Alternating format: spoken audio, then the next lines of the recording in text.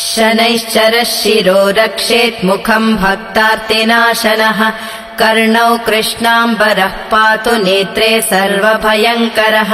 कृष्णाम् गोनासिकाम् रक्षेत् कर्णम् मे च शिखण्डिजः